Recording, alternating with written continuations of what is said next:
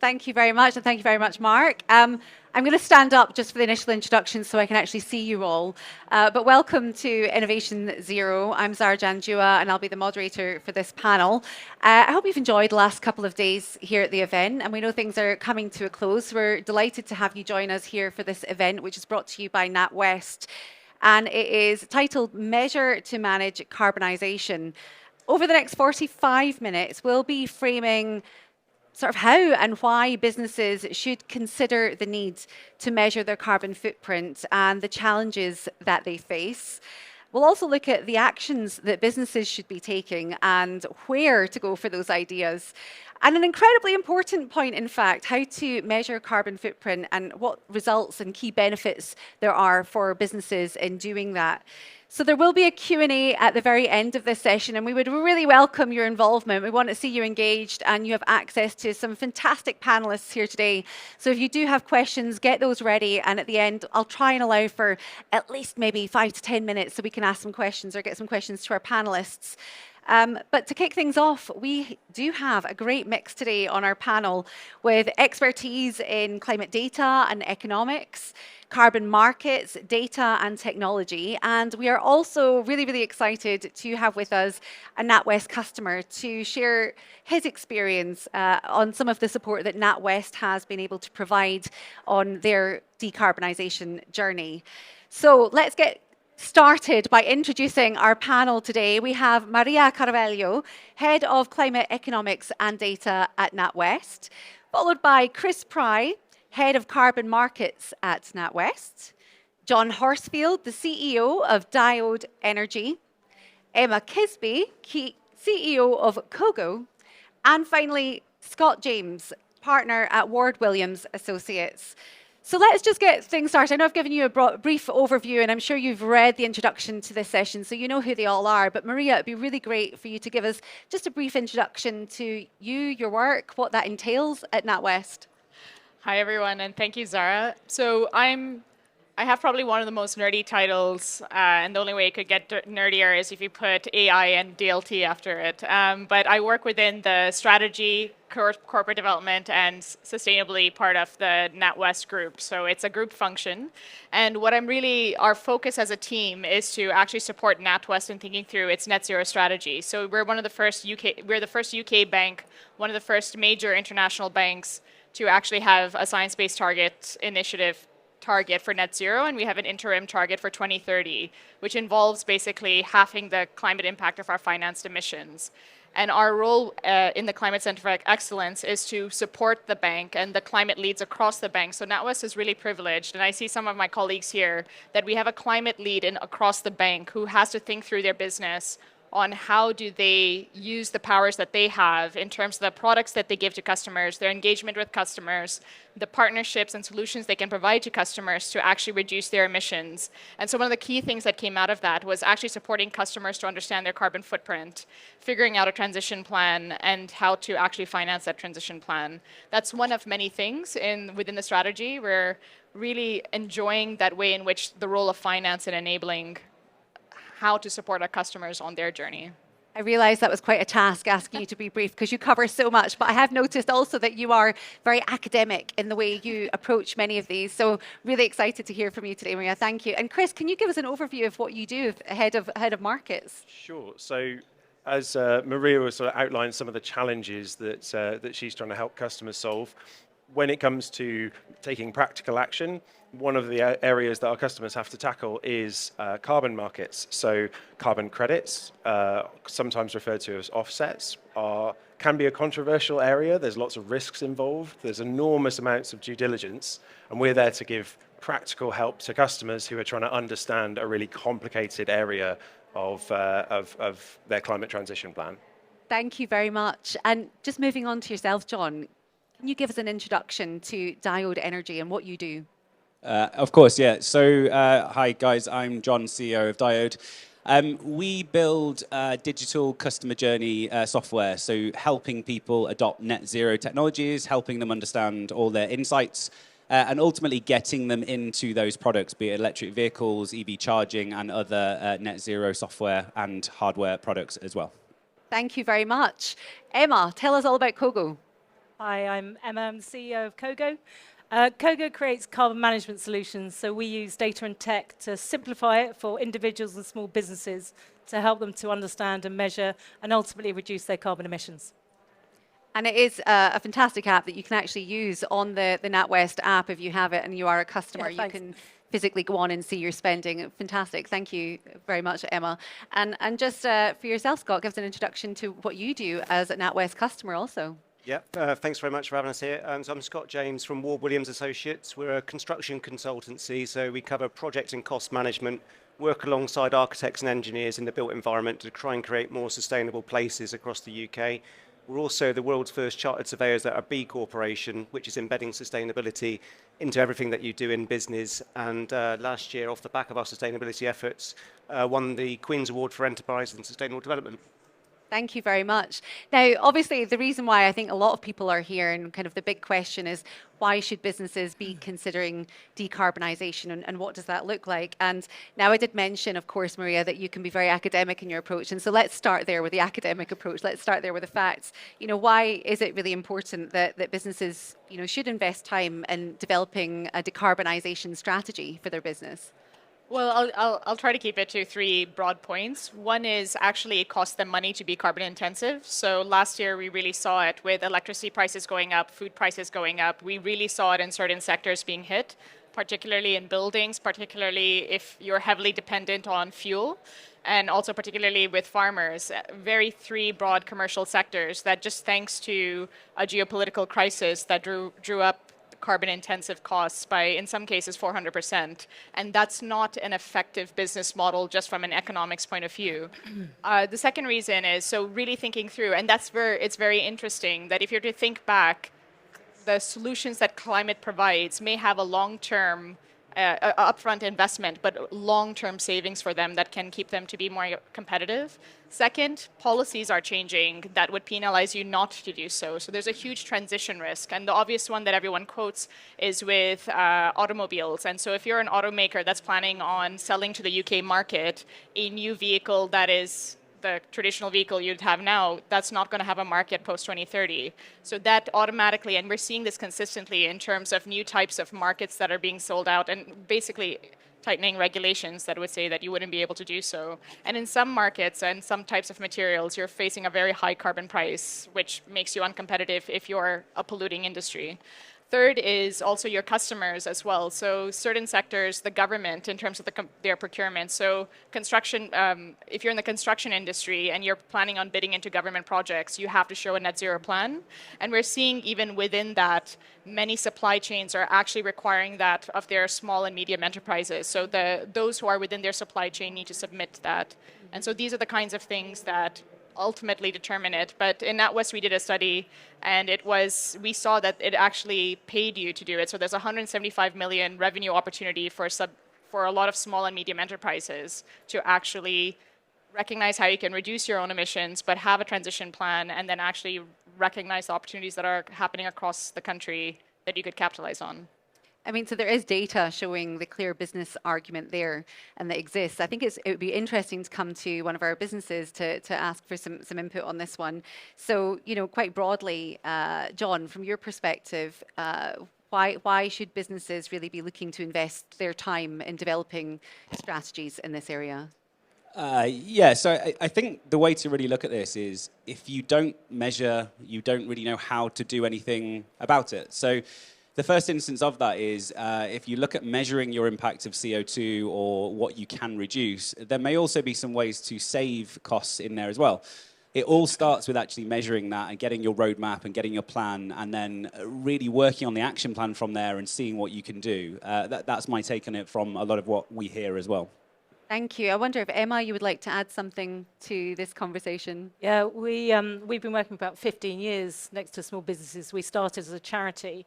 I think what we've seen through our research and from working with small businesses, there's very different need states. So I think there's a group who it's a threat, because procurement are coming down, you're in a supply chain. I speaking to a Brighton gin company, and they're kind of looking there going, gosh, we've got to suddenly report on our carbon emissions for our contract with the grocer, or investors are suddenly in. So there's a real kind of threat to business. There's also an opportunity. You know, we're a small scale-up business as well, and 3-4 years ago, we were seeing carbon footprint seen as a nice to have. Yeah, that sounds good. That's a nice idea. And now it's like, oh, actually, there's an opportunity. So there's a big opportunity to not only build businesses and products around this increasing need to take action, but also kind of the final part is this kind of, I think it's called a throp-on opportunity, but it's a threat and an opportunity. So people like plumbers, for example, who are skilled in one set and actually are having to seriously upskill. So it's very different depending on which area you're sitting in. But fundamentally, the data isn't lying, and SMEs have a massive role to play in helping to reduce emissions. So we should all have a responsibility as individuals and small businesses to take this very seriously. I mean, Scott, we're looking at decarbonisation strategy, and obviously the construction industry has already been mentioned as being one of those affected. Why then was it important for you to think about, or why should businesses in the construction industry really be looking at this strategy now?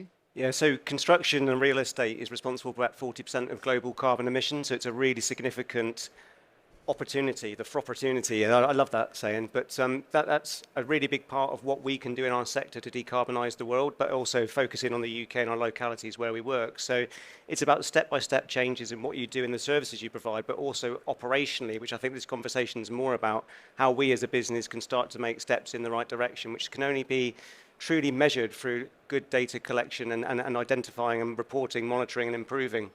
We started to do this a little bit as a business in an ad hoc way before we started to look at data and looking at it more robustly. So we started to get electric vehicles about 5 years ago, probably a little bit ahead of the curve. And I think now that we have the data to assess that, we can start to improve and grow and really focus in on it. So it's absolutely crucial we start to manage and monitor that data. Mm-hmm. And Chris, it would be amiss not to come to you to ask about this, because we're in particular we're looking at measuring carbon footprint, and when you're a business thinking of how to implement a new strategy, that might be somewhere you initially choose to start. Can you talk to us a little bit about the importance of measuring carbon footprint in your business, and maybe then also to look at the differences between scope 1, 2 and 3 emissions? Okay, so when, as John said before, about when you come to measure your footprint, it means that you can actually do something about it. As the title suggests, you can actually manage it. These are big changes that you're going to have to make. They're incredibly complicated. They'll take you a long time, and you'll probably get it wrong a couple of times. So you're probably going to have to iterate through your transition plan. And that's one of the key points that we try and emphasize to people, is that it's a huge challenge. You've got to start early, and you've got to move progressively through it, because you've probably got to iterate. You might have to make a few mistakes along the way and improve. The whole market is going through this process. Some people looked at it quite simplistically early on as they were creating transition plans, and sort of saw it as a marketing tool, a nice to have, like Emma said. But actually now, it is transforming into a key risk for a lot of businesses, both in terms of their own cost base and their own customers and whether they choose to do business with them, but also in terms of policy, as Maria was saying. So policymakers will impose a cost if people don't move fast enough. So they've got to start now, and they've got to move progressively through their transition plans. Thank you. And then just to kind of come back on the 1, 2 and 3 emissions, to really talk about the scope there, can you explain some of that to us? Sure. So a lot of people get quite confused about scope 1, 2 and 3. Now, roughly, scope 1 and 2 are the things that you can directly control. They are embedded emissions within your business. They are emissions from energy that you buy in. Those are the ones that you can really tackle and reduce. Scope 3 is about everything upstream and downstream of your products and all of the impacts that it has on global carbon footprints. That's really difficult, particularly for some service businesses. You look at NatWest, our scope 3 is absolutely enormous because we bank 25% of UK companies. So their scopes 1 and 2 we are made aware of via understanding our scope 3. So that's where you really start to see collaboration between businesses. When they start trying to understand and manage their scope 3 emissions, they really get the scale of the problem. And so part of that very much is as a business looking at what is in your control, what you can immediately change. Because I do think for many businesses, and I'm sure there's many business owners here, it's a scary prospect. I love that you've used the term opportunity when many people see this as a huge challenge. There's not a blueprint yet for how to enable this within your business, how to start. So I think then it really comes at what do businesses have to start looking out for when they're on this journey for decarbonising, and when they're looking at doing that initial investment. What are some of the things they need to look out for? I'm going to ask you, John, and I know you're going to say EV vehicles. That's the first way to do it, right? I actually think it's very dependent about the opportunity that the business specifically has. So if you have a supply chain that you can directly affect, could be an amazing place to start. If you have huge roofs on the tops of your factory locations, that's a great place for solar. But equally, in the EV space, as you mentioned, where we work very deeply, something very easy for you to do is to switch over your fleet to electric vehicles, especially on those vehicles that are not operationally focused. So if your company car drivers, your private drivers, your salary sacrifice drivers, etc., they're very, very easy to switch over now. You've got to get the right vehicle, the right fit, and get the right knowledge behind you, but ultimately it's something you do. So your watch out is actually not just one single thing or one single angle. It's very much broad based on your business. Thank you. Emma, around about kind of COP26 time, the term greenwashing very much was on everyone's lips. We became very aware of what that meant for businesses. And, I think when companies are looking to implement a strategy, that's potentially something they need to be aware of, is the real tangible impact of these changes and these measures they're putting in place. What would be your advice then to them to watch out for greenwashing? How do you avoid greenwashing in your business?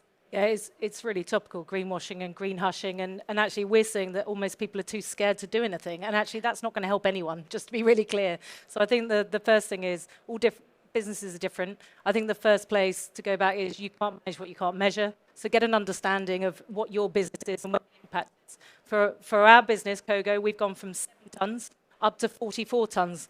That sounds awful, but that's because our business has grown substantially. And the biggest area of control for us is around business travel because of the nature of our business. But also you can look at other businesses like yours to get inspiration. So we're really lucky that we speak to lots of small, amazing businesses, as we were talking about, where they've done stuff and they can really see a competitive opportunity or actually can adopt those practices. So, look around you, look at who else is doing really cool things, and then look at quantifying and understand the impact. And there are lots of tools there now helping you with data and tech to not only understand what your carbon footprint is, but giving you recommendations about what are the meaningful actions that you can take, because they can be quite expensive. To your point about it can be complex.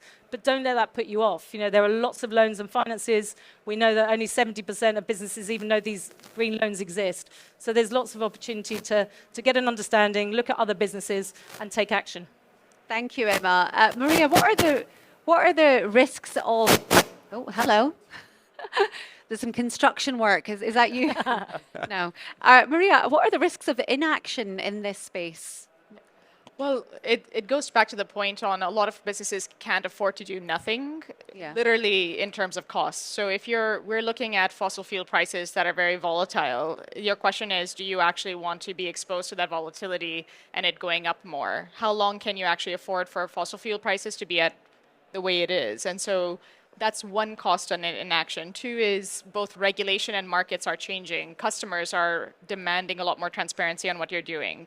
And so for me, it's the cost of inaction it likely is if you still are planning on consuming as much energy and also consuming it, which is carbon intensive, you're very exposed cost-wise. Two, markets are changing.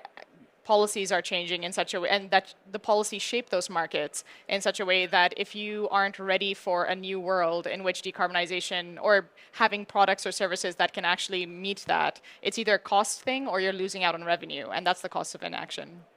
Scott, I wonder if we come to you for your thoughts, inaction for businesses in this space now. Yeah, I think what I'm quite excited about in our business is that inaction isn't an option, because the B Corp thing that I mentioned about staff engagement and getting everybody bought into the same vision about doing things in the right way as a business, ethically in everything that you do, we actually get a lot of upward pressure from our team to make sure we do things in the right way, and I think that's really exciting. So a lot of our initiatives are really truly staff-led. And that then ripples through into our client base as well to make sure that that passion's burning inside you to do the right thing. And I was talking earlier to somebody about on a Sunday night, everybody watch Attenborough. You know, we watch it 9 o'clock or whatever it finishes. We've all got a little tear about the penguin.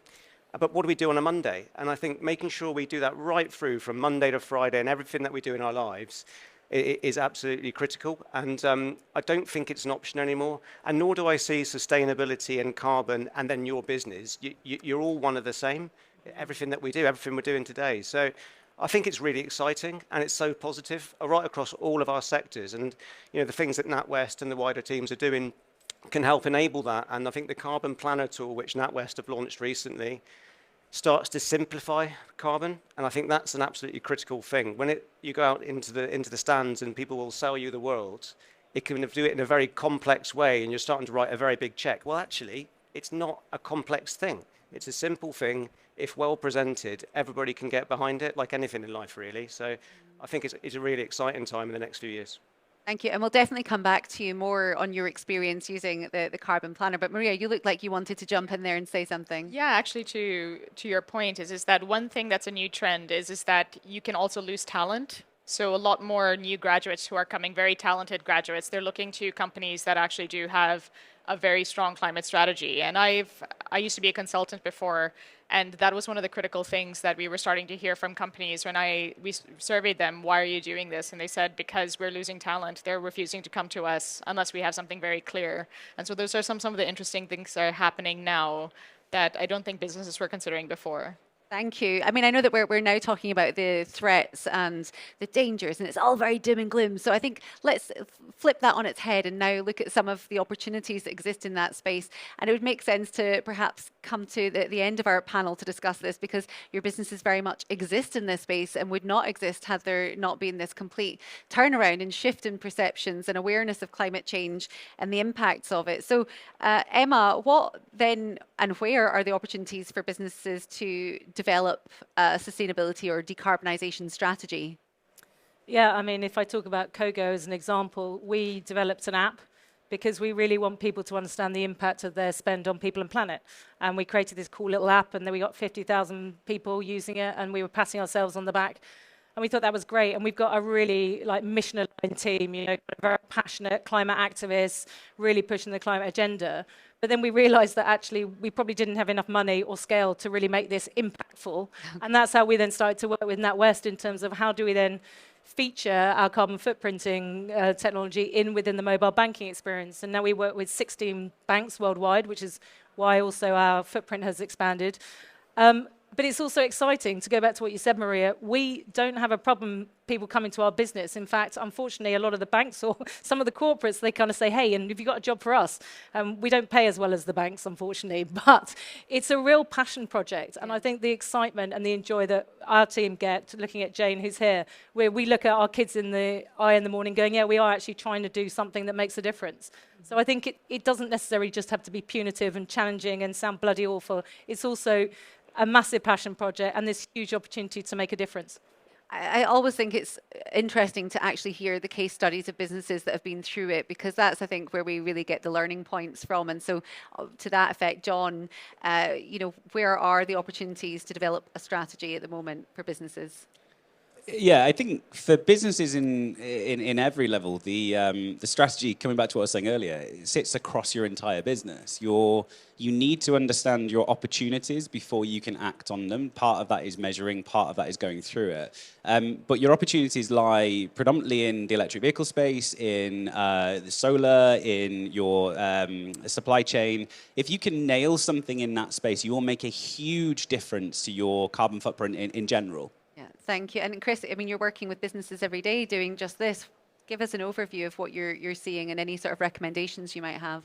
Sure. So businesses, actually, when you start talking to lots of businesses of different sizes, it's very easy, as you say, to look at the doom and gloom and the headlines that you might read in the papers. But actually, when you speak to businesses, there's a huge amount of energy and willingness to invest time and energy in implementing a transition plan. It's a very positive environment. There's a lot of people actually trying to do something. We're definitely moving from a phase of building awareness to trying to take action. And so now it's more, what concrete steps can I take? As you say, there are tools out there. You know, we have a privileged position of being a convener of lots of different parties because we sit in the middle of lots of different transactions, and we also, being a lender to multiple elements of a supply chain, means that we can bring people together.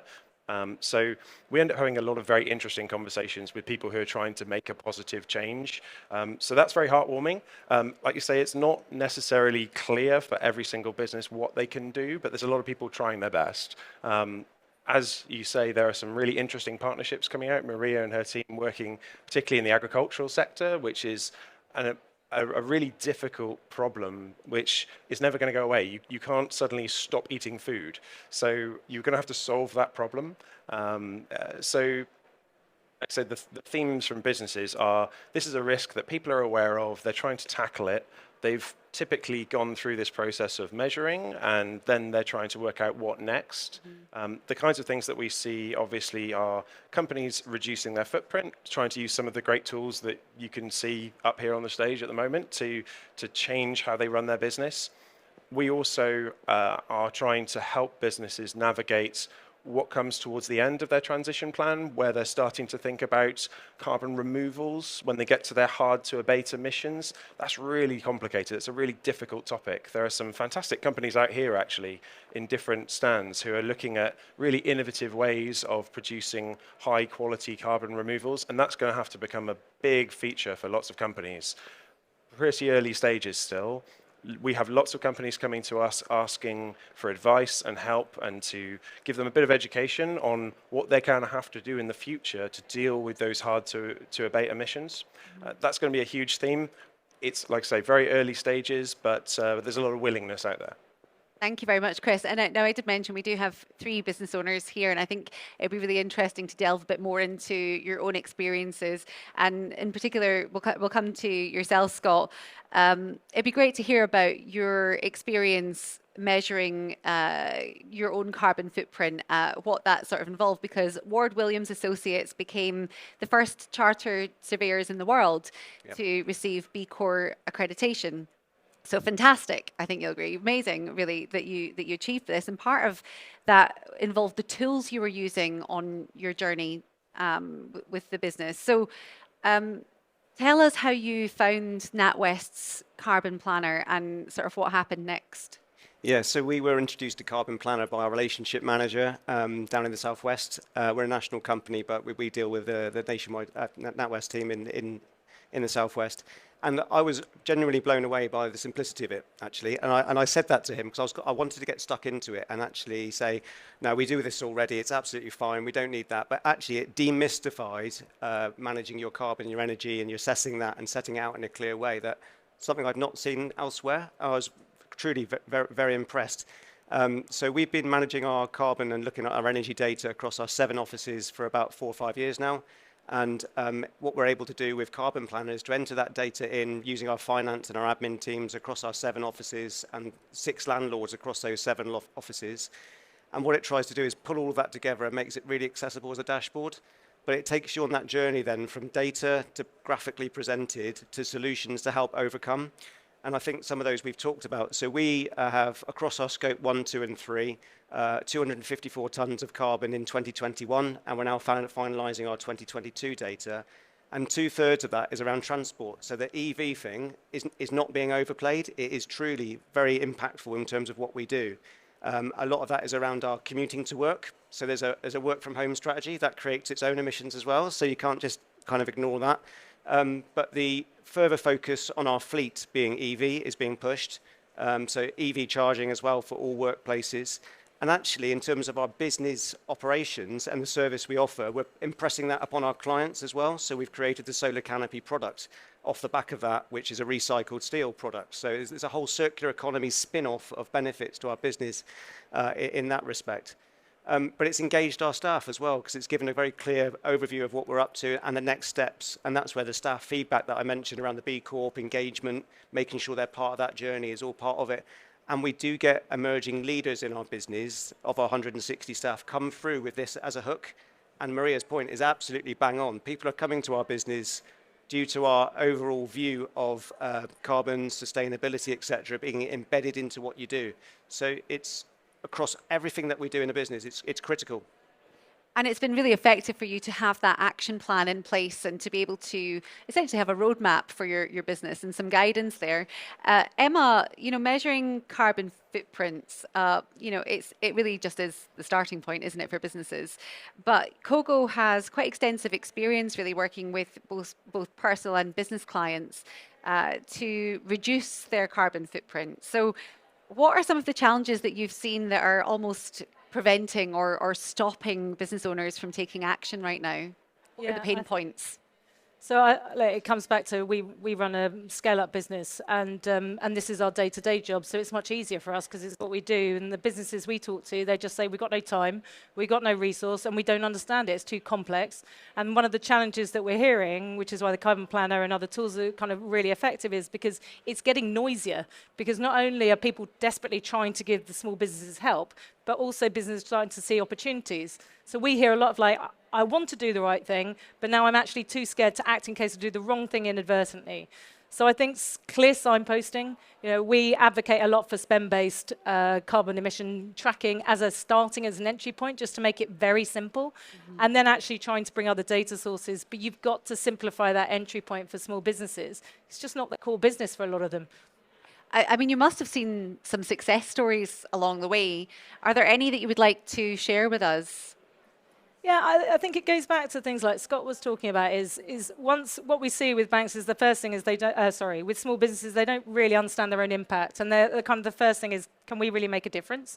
And the answer is yes, and this is the difference you can make. So kind of helping you measure. So that understanding, we talk a lot about the challenge with carbon literacy. So people have good intentions, but then they don't follow through with action because there's a big gap.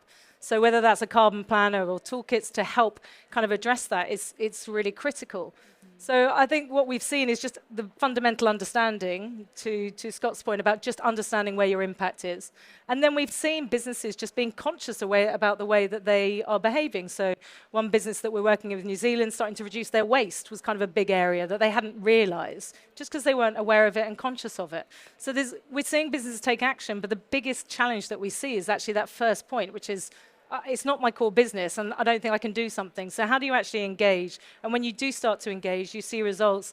Everyone gets really behind it, very motivated. The staff get very behind it. And actually, we all suddenly feel empowered to take action. I mean, John, leading on from some of Emma's points, where are you seeing the pain points in the mobility space? Yes. There we go. So I don't think you can really silo out just mobility. I think what we actually find is a compound effect across the board. So as someone becomes more and more aware of their own carbon footprint, they start to look at different things. And really interestingly, to Scott's point earlier, their staff start to really be that influence on the business itself, asking more from them and asking more from them, from their business, for them personally to do something about. So there's kind of a bit of a chain reaction. Something that we find, though, is often looked over is the initial affordability of it. So people have a lot of considerations to make, and net zero technology in general is not cheap, especially at the start point. If you start looking at a return on investment and a payback period, yes, it absolutely is, and very much the right decision. But you have to have that up and in place first. So what we find is businesses sort of managing this concept of cost, climate, and people as a bit of a juggling act, and you've got to please the people whilst managing your cost and obviously the climate. And I think one challenge for everyone exhibiting in this room and everyone around in this panel at the minute is helping people on lower incomes also make their own impact, because at the moment everything is geared towards, if you have money you can make a difference, but we need to make that sort of universal across the board. Thank you. I mean, you're also, we haven't mentioned, but you are partnered with NatWest Group and are providing, obviously, solutions to support businesses with the challenge around switching to EV vehicles. Can you just elaborate on how the platform and the tool really can support businesses and how it helps them? Yeah, of course. So we, as I mentioned earlier, we are a software company that make customer journeys in a digital fashion. So Ultimately, what our platform does is helps engage and empower employees and businesses to go through that process. And we do that through education and enablement, essentially. So what the platform does itself is, if you are a business, you can invite all of your employees to go through the system. It's a short survey that you go through, and they get what we term an EV readiness report that comes out of that. That process essentially helps people understand their access to charging at home, at work, and en route, so your rapid charging as well. We go through some of their driving behaviours. So what is their average mileage on a daily basis? How often is their car parked? And a lot of people are completely shocked at the fact that their car is parked 95% plus of the time. So ultimately, you can charge it. We then give them some options around how to model each individual vehicle. So what does a 250-mile range, advertised range, look like for me? How often will I need to charge it?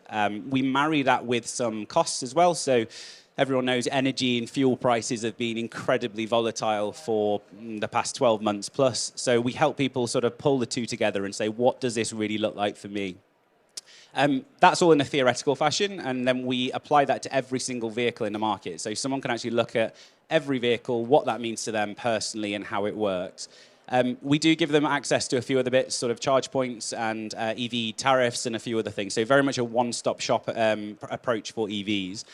For businesses, we aggregate all of that data up. So we essentially give them some really powerful insights, and that insight essentially goes into what charging infrastructure they need, when they need it, how much they need of it, and how much it's going to cost. We give them an overview of EV readiness across their business as well. So, you've got lots of people in your business. How can you help them and their individual challenges on an individual level? And then we finish that off with an aggregated view of CO2 and running cost savings for the business to build that process up for you. And you must have also seen some success stories in the people that you're working with. Can you just share some of the impact you've seen with businesses? Yeah, I think the most rewarding impact is that most people that go through this are surprised by the output. So we've had businesses go through this where they're 200 odd people, and they can save 1,000 tons of CO2 over a 5-year period, and also £200,000 in running cost savings. And bear in mind that is a mix of different employee types. So that will be your company car fleet, your private fleet. So people often negate the rest of your employees when they start looking at EVs because they're thinking my operational fleet is 50 vehicles, but my employee base is actually 1,000. So if you want to start looking at how you help everyone, you look at the 1,000 and not that. So it's very much about huge savings across CO2 and cost. I mean, one of the things that's definitely come out of this panel, of course, is the money issue, in particular with SMEs, businesses. You know it's going to cost you if you want to invest in this strategy. So we can't ignore the fact that we have both of you here with us. And I think it's good to put you under the microscope just for a moment and ask, Chris, what role do financiers have in supporting businesses with their decarbonisation strategy and measuring their carbon footprint? Okay, so before I mentioned about a bank's convening power, and that's one of the reasons why oversight from somebody like the Bank of England, they're focusing on encouraging corporates to speak to their banks to help them connect up with the right people so they can make complicated changes more simple. And then what does that practically mean, though? Quite often it means that we're looking to put together innovative financial products that allow us to discount financing to companies that are making positive changes.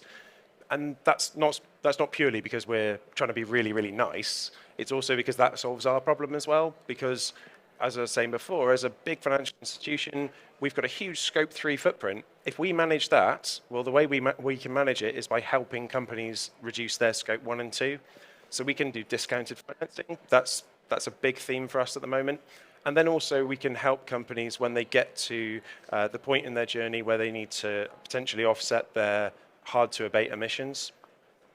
Coming back to some of the stories about specific companies, I'll take one really good example where there was a company that we were working with who were a manufacturer of sound equipment.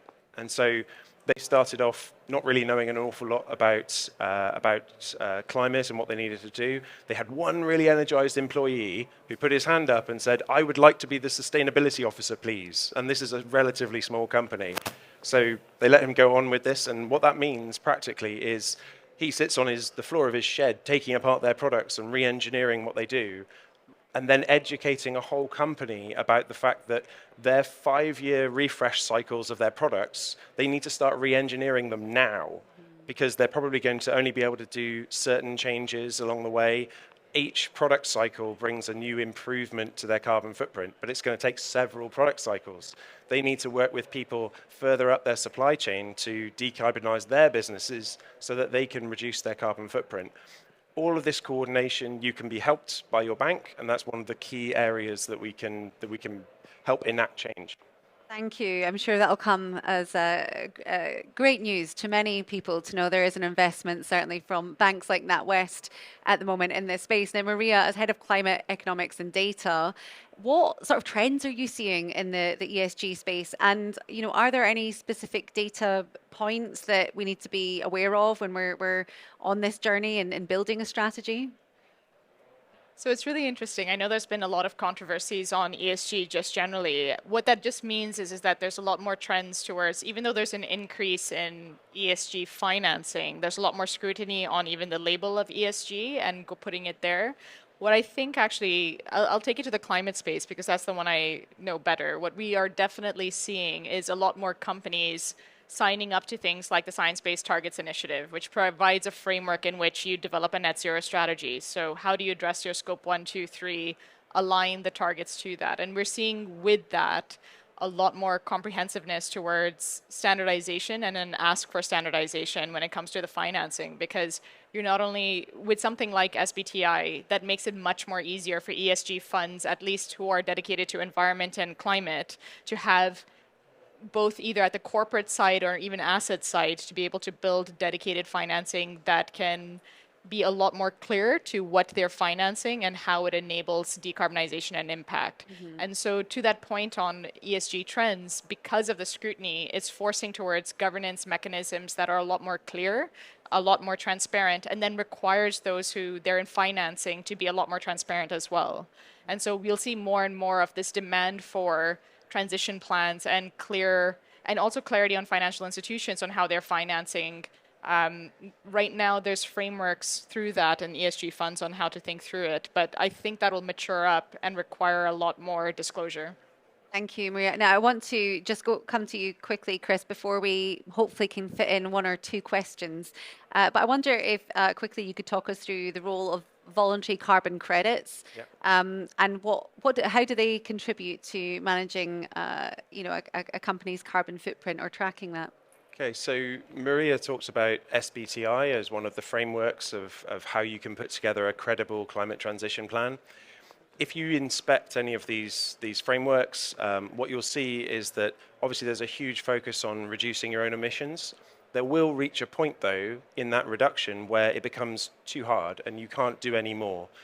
Now, that's generally considered to be something like a 90% reduction in your own emissions, but that last 10% might be essentially impossible for you to get rid of. And that's where carbon markets come into it. So the voluntary carbon market is where companies of their own volition choose to spend money on supporting projects that store carbon, take it out of the atmosphere and store carbon away in order to counterbalance those residual emissions that they just can't avoid. So that's really where it comes in. Now, actually understanding what is a good carbon credit, what is a high quality carbon credit, and how can you use it as part of your transition plan is a really difficult subject. There's a lot of controversy around the area, but that's where you need to speak to SMEs. That's what we're trying to establish within NatWest to provide you with guidance, help with due diligence, and find credible projects to support.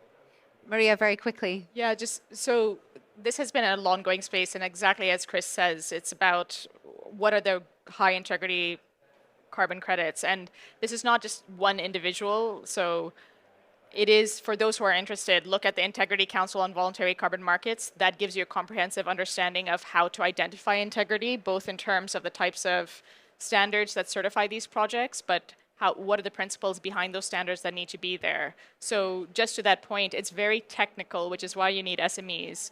But one of the things I'm seeing more and more of is people saying that they had the solution to the carbon markets and they will not refer to the governance of that. So I'm just begging you, for my sake, please become an expert in that if you're planning on providing a carbon market solution. Thank you very much, Maria. Now, I know I've been teasing you all with the prospect of asking questions. We have just about run out of time. But what I can tell you is our panelists will be available for a short time over at the NatWest stand, which you cannot miss because it is right bang in the centre, very well branded. But it's over at E40 if you do want to come and have a chat with us.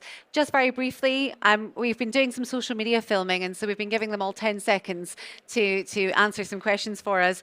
But we're going to go down the line very quickly. Maria, can you tell us just very quickly final thoughts on, given what we've discussed today, call for action for businesses? Actually be excited about what the net zero economy looks like, because it's cleaner, it's safer, it's healthier, it's less wasteful, and it makes the planet a very beautiful place to live in. So if you were to see that vision, actually develop a business plan to achieve it. Thank you. Chris? If you have some changes that are objectively good, just get on with it. Lovely. John? I think mine is try and focus on the opportunity rather than the challenge. If you can focus on the opportunity, you'll get to the challenge. Wonderful. Emma? You can't manage what you don't measure. So go and find out what your carbon footprint is and see where the opportunities are to reduce. And finally, Scott? I had that awful feeling about what the hell am I going to say. I'd agree. Just get on and do it. Be it EV, be it doing your LEDs in your office, whatever it might be, staff engagement, voluntary work out in the environment. You've just got to get on and do it. Your staff will love it, you'll love it, and the environment will love it. Thank you very much. And I just want to say a big thank you, of course, to our panelists, to Maria Carvalho, to Chris Spry, to John Horsfield, Emma Kisby, and Scott James. And as mentioned, we will have the panelists available for a little bit longer if you do want to come over to the stand, or if you want to come and find out more about the Carbon Planner, then please pop over to the stand. As I say, we'll be there for a little bit longer. But thank you very, very much for joining us this afternoon. I know it's been an incredible couple of days here, and you're rounding up after a whole 2 days of this wonderful event. So please do pop over and see us. Enjoy the rest of your day, and thanks for being here. Bye-bye.